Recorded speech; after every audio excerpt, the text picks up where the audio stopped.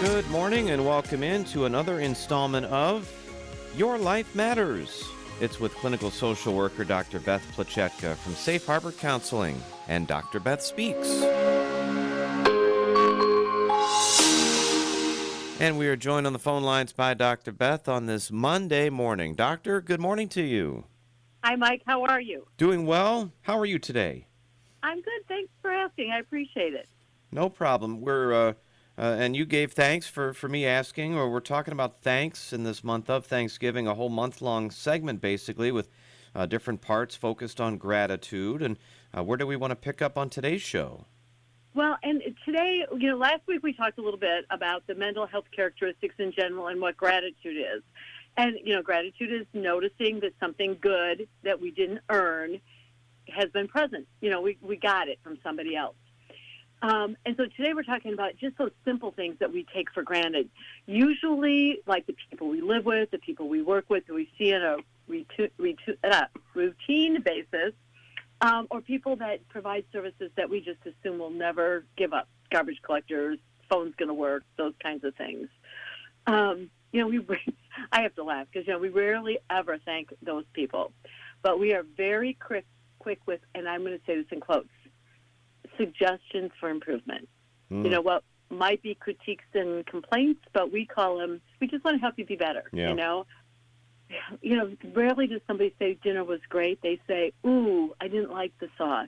Or, where are my socks if they didn't do their own laundry? Or, not thanks for the ride as they jump out to get out with their friends. Or, if you're the bagger at the grocery store, you hear about where the eggs were more than you hear about thanks for doing it. So we take that for granted, and that kind of wears on us and everybody who's doing those services.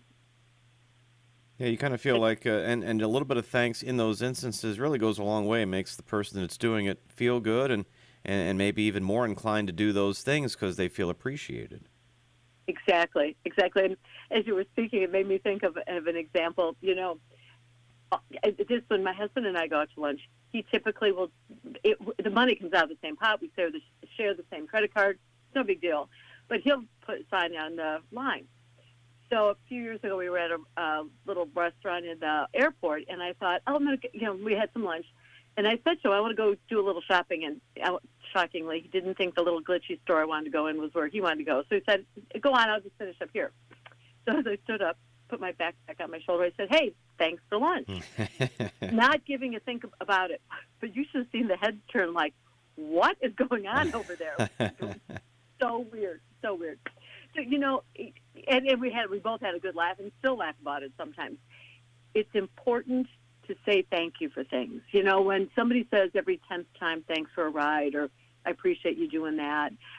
Even when somebody says, how are you, like you did, thanks for asking. It could be assumed that I'm fine because I'm here.